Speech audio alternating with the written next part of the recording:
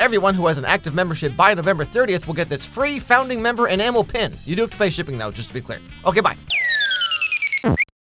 So I don't know if any of you have noticed yet, but sometimes I talk about old movies. And not just old stuff like Monster House, I'm talking ancient Babylonian archaeological artifacts like Labyrinth or Home Alone. Being one of those 90s kids, I have a huge nostalgic soft spot for anything pre-9/11. 10 Things I Hate About You, Home Alone 1, 2, and 3, Matilda, Happiness, Stable Economy, Goosebumps. And now that we in the US at least have Thanksgiving just around the corner, I wanted to go back once again and check out one of them classic 90s family movies. Mrs. Doubtfire came out in November of 1993 and was quite literally one of the most family movies you could possibly get. Now, I haven't watched it since I still knew what optimism felt like, so it's been a while. So come along, fellow adults with endless neck pain, let's check it out. Did you have fun in school today? I painted a picture. Oh yeah? Of a rainbow. Dad? Daddy! Daddy!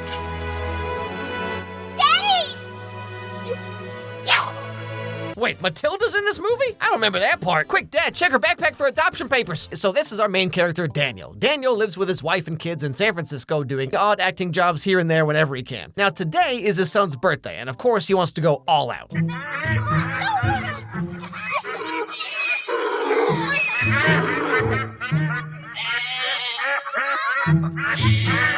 Coming up toward the very end, here she goes up the very end. Well, I was thinking like a bounce castle, or maybe one of those weird 90s Cabbage Patch Kids that had like a vacuum in the mouth, but then they had to discontinue it because it like ate some kid's finger off or whatever. Man, everyone else's birthdays were so cool when they were a kid. Mine were dumb. I hate it here. This family stinks. But all this nonsense upsets the neighbor lady, if you can believe that. And she calls up Daniel's wife, who, by contrast, is a very uptight, serious businesswoman. So I told him you'd get in touch with him first thing tomorrow. Yes, I will. Miss Hillard, the operator has a Gloria Cheney on hold. She says it's an emergency. Excuse me. Gloria? And so she storms off back home to see what the heck her husband's getting up to this time, and it's even worse than she thought. Great, she called you and you bust the birthday party. That's great. Don't you dare make me out to be the monster here, Daniel. Don't you dare. Yeah. You have all the fun and I get whatever's left over. Oh, you chose the career, Miss I have no choices here, Daniel. I have no choices. So this is kind of like the dynamic of these two. Daniel doesn't really have steady work, but he tries to make up for it by being a really cool, fun dad. But he always kind of takes things a little bit too far. Even when I try to do something fun, you have to do it 10 times bigger. Oh yeah, well back in college you said tall, handsome, well-endowed guys were boring and I was fun. Sure, yeah, I did say that, but when your entire personality is just Family Guy quotes, it gets annoying after 14 years. Too much time with those corporate clones you used to despise. I spend too much time with you, Daniel. It's over. We're going apart. We're different. We have nothing in common. Oh, sure we do. We love each other. I want a divorce. And so Daniel's kicked out of the house. He has nowhere to go except to stay with his brother, who's like a makeup artist for TV shows and movies, I guess, and also smokes like 4 packs a day. No, Ma, not you. I was talking about the dog. Ma, listen, we got people waiting for us on the set. Oh, yeah, it's a busy life, Ma. Places to go, faces to paint. What is his voice, man? So we moved to L.A. My father gets a job at the Palm Restaurant. My Uncle Junior works there, who is a Jehovah's Witness. Believe it or not, he went from Catholic to Jehovah. Anyway, so we skip ahead to the divorce court hearing, and they have to decide who's gonna get the kids, which, like, when I got divorced, like, thank goodness we didn't have any of those, but, boy, you better believe I fought tooth and nail for all these Kirby toys, I tell you what. Like, she got all the furniture. I got this Pong arcade cabinet. So yeah, I know a thing or two about picking up chicks, okay? However, since at the present time Mr. Hillard has no place to live and no employment, it is the court's ruling to award sole custody to Mrs. Hillard. This ruling is only temporary. Oh, good. I will assign a court liaison to oversee your case, and there will be a continuance of these proceedings in 90 days. So this sets up the whole shtick of the movie here. Daniel has 3 months to find a place to live and get a steady job, or else he will only ever be able to see his kids like once a week forever. And of course he wants to see his kids more than that, I mean, who wouldn't? Where else are you gonna find a kid with this many absurdly gigantic shirts for no reason? Look at this, where did you even buy this on purpose? This is all my fault. Why would you think that? I should have never had a birthday, Dad. Hey kid, don't blame yourself, okay? Blame the sweet, sultry sounds of the California raisins.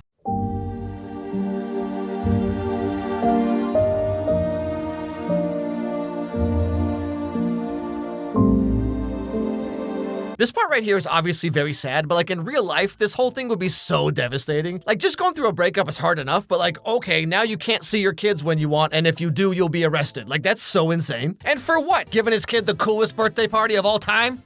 What a real schmuck, am I right? But so now it's time for Daniel to try and find a job. And of course, there's always the job issue. This is the nearest employment office. I've taken the liberty of making an appointment for you. Do you have any special skills? Oh, yes.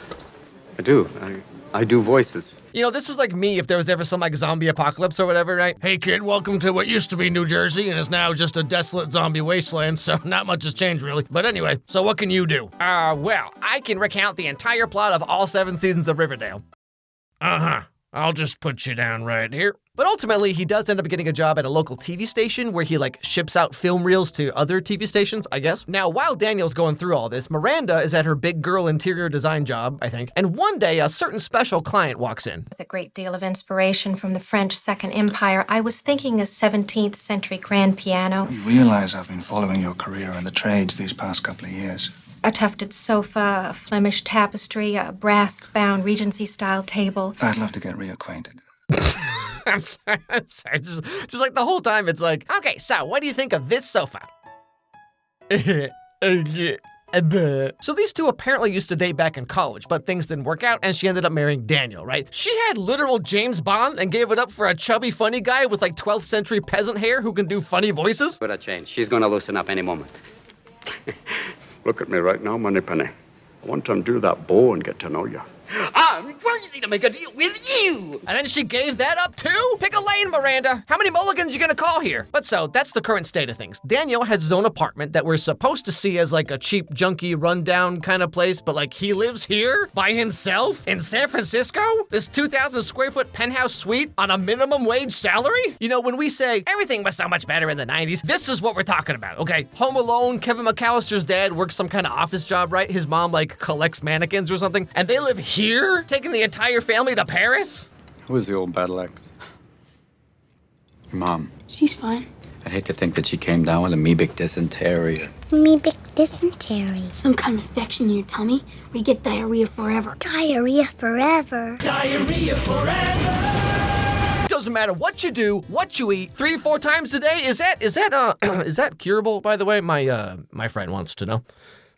But of course, his visitation time is cut short because Mom has the final say in everything. Are my children ready yet? No, our children are not ready yet because you are an hour early. Daniel, I'm really sorry, but I don't have time for this, all right? I have to go to the bank. I have to drop something off at the newspaper office. You taking out one of those personal ads? It's DWF. Seeks WWM with BMW into light B&D. So Miranda says she wants to hire a housekeeper, babysitter, whatever else, because she has to work a lot and she lives in one of those giant San Francisco full house mansions that you could afford with a single income and a housekeeper because it was the 90s. But when she's not looking, Daniel changes her ad paper that she filled out so no one can contact her. And instead, he pretends to be various people applying for the job, but they're all like really weird, you know? Are you calling in response to the ad? Are your kids well behaved, or do they need like a few light slams every now and then? And I want to know how many children do you have? I have 2 girls and a boy.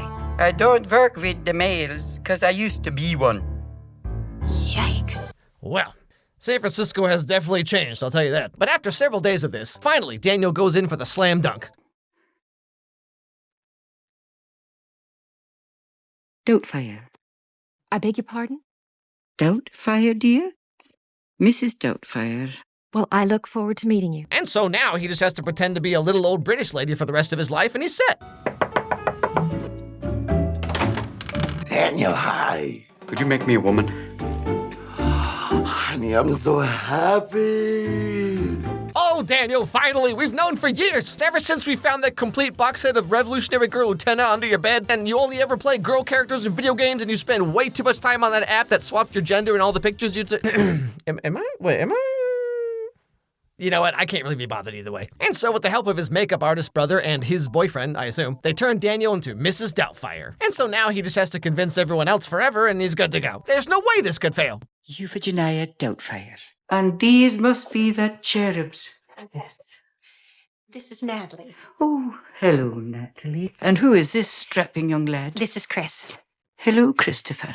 Well, geez, you're big for a lady. What? Sir? Why would you say that? Oh, hello, young man. Hey, why are you so big and ugly, though? And so then, of course, we get all kinds of hilarious antics and zany shenanigans of Daniel trying to be an old British lady doing house chores and whatnot, but he almost gets caught a bunch of times, and sometimes he has to pretend to be Daniel and Mrs. Doubtfire at the same time. Basically, it's just a bunch of montages of him, like, talking about boobs and stuff. Whatever, let's just fast forward here.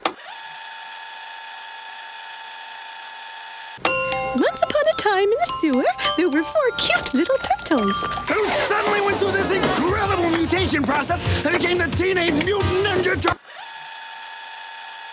Hello! Our solid antiperspirant is strong enough to stand up to even the toughest customer. But it's not for him, it's for her. Secret.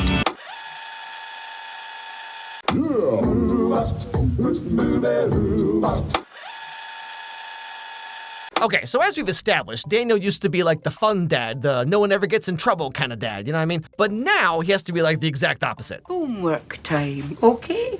Yeah, but after Dick Van Dyke. No. Now. No. We always watch Dick Van Dyke. Wait, I'm sorry. You always watch Dick Van Dyke? The heck kind of 90s kids are you? I was there in the 90s, okay? We had all kinds of fun things to do. Creepy crawlers, the lingerie section of the Sears catalog, Talk Boys, butt crack. Butt crack. Also, just want to give a quick shout out to this girl's like 1,000-yard demonic stare. We always watch Dick Van Dyke. This is exploitation. It's not fair. Shut up, Liddy. Yeah, you got us into this. Oh, my little ankle biters. Are we ready for homework, or shall we continue manual labor?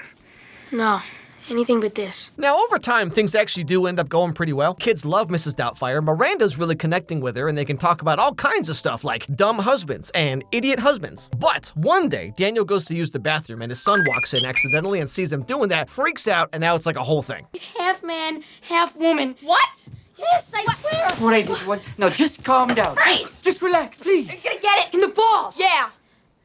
She's got him. She's got everything. Man, this is a trip watching this movie in 2025, because, like, I'll be the first to admit I'm not nearly educated enough on the nuances of, like, drag or transness or whatever, but, like, this seems like such an insane reaction. Hold on, you got a wiener?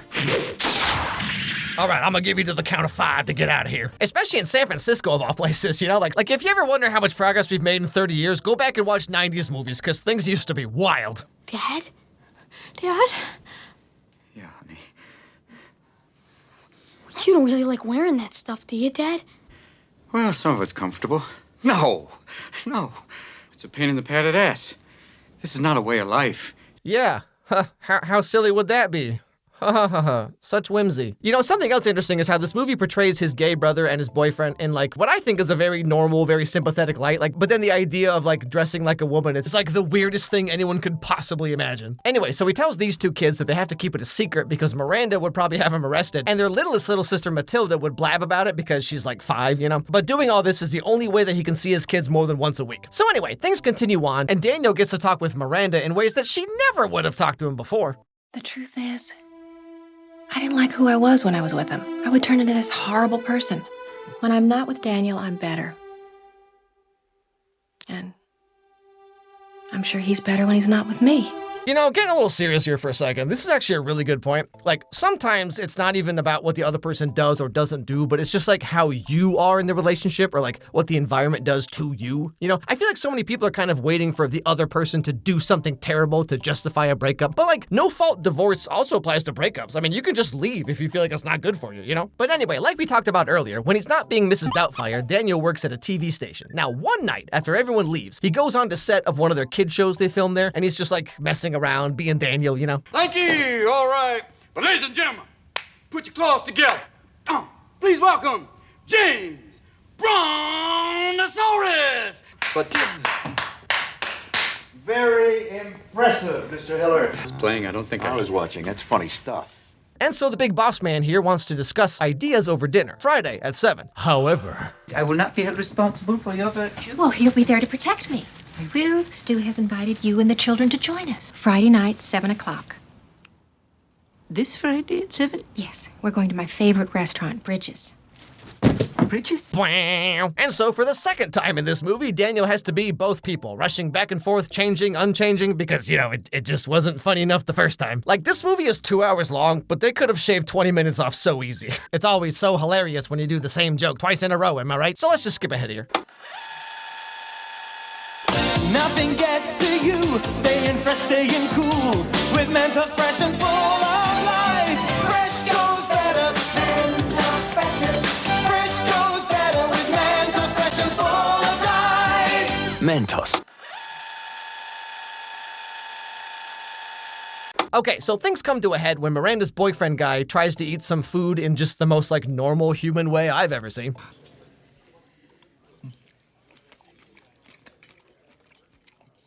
I don't even know how to describe this properly, but he eats when a little kid is being really sarcastic, you know what I mean? Anyway, so he starts to choke, and Daniel does the Heimlich maneuver and saves him, but in so doing, they both topple over, and Daniel's cover is blown. You all right there? With what?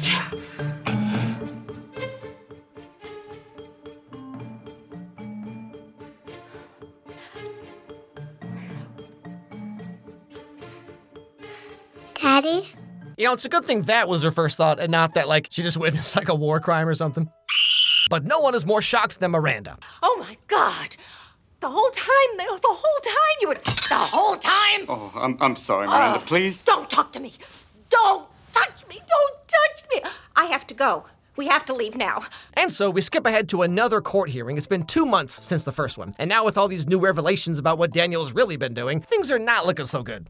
Is that your lifestyle over the past months has been very unorthodox, and I refuse to further subject 3 innocent children to your peculiar and potentially harmful behavior. I am suggesting a period of psychological testing and perhaps treatment for you, Mr. Hillard. Like I said earlier, watching this now, it's so crazy that a major plot point is that he loses his kids because he dresses like a woman. This was the most heinous thing anyone could ever imagine him doing, And in the movie, they sit the kids right down in the smoking section of the restaurant, and Miranda has no qualms about this, but a man in a dress, think of the children. But so, the end of the movie, all the kids are talking about how much they loved having their dad around as Mrs. Doubtfire.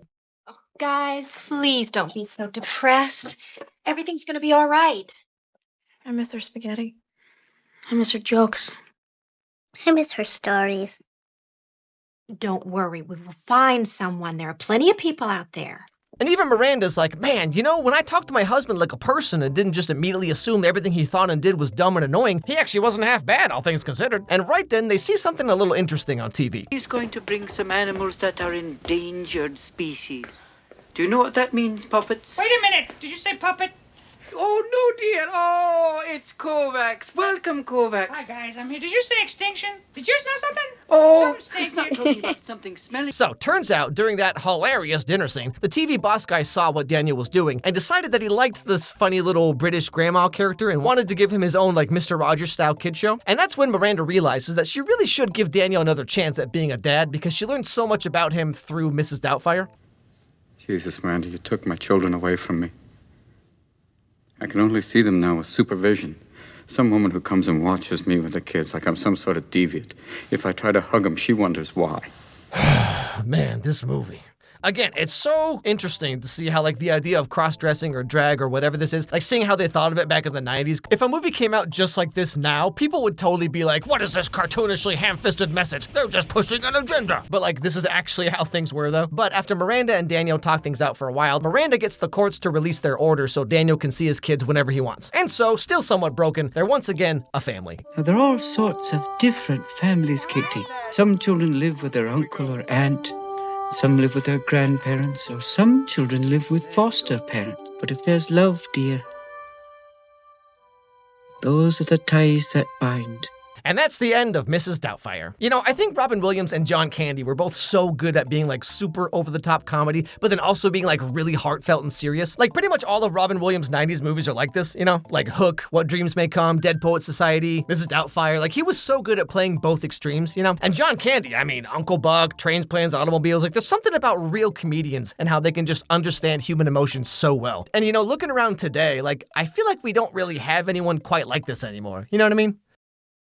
Whew, hey members, the last video of November. is done. It's finally done. You know, so I've been doing 5 videos a month the last couple months, and that's already kind of, you know, that's a fair bit of work right there. And then this month, originally I was going to do 6, but then that Kim Kardashian show came out and everyone was talking about it, and I was like, well, okay, I guess I'll make a video about it. So I ended up doing 7 videos, which is crazy, but it's done. November is done. I'm taking a little break. What's coming up in December? Stranger Things season 5, Regretting You, Big Hero 6, Rise of the Guardians, Hook, and then Muppet Christmas Carol. Those are the 6 I'm doing in December. And I'm only gonna do 6 unless, I don't know, some real crazy something comes out, but I don't think it will. And then January is gonna be probably what? Zootopia 2, Wicked 2, Five Nights at Freddy's 2, the end of Stranger Things season 5. I'm telling you, I never get to rest. I never get to do anything else. This is my entire life. As I've been saying in the videos, you know, the pins are ready for you guys to pick up. They're already paid for. You just gotta pay shipping and that's it. The reason that I saw some people confused as to why they have to pay shipping. A, because shipping is different where you live, and I can't really guess how much it's going to be for everyone where they live, but also it's so nobody gets like 500 pins sent to themselves for free. You know what I'm saying? Like, I want to make sure everyone can get like one. And as I've been saying, December 1st, the pins are going away. You can't get them anymore. This is your only chance this month. Okay, so if you haven't gotten it yet, pick it up. Thanks for being members. I really appreciate you more than you'll ever know. You help so much, especially when I'm making 7 videos a month. You know what I'm saying? Like, it really helps knowing that there's you guys there that are just always there for me. You know what I mean? Anyway, thanks for watching. See you in the next one.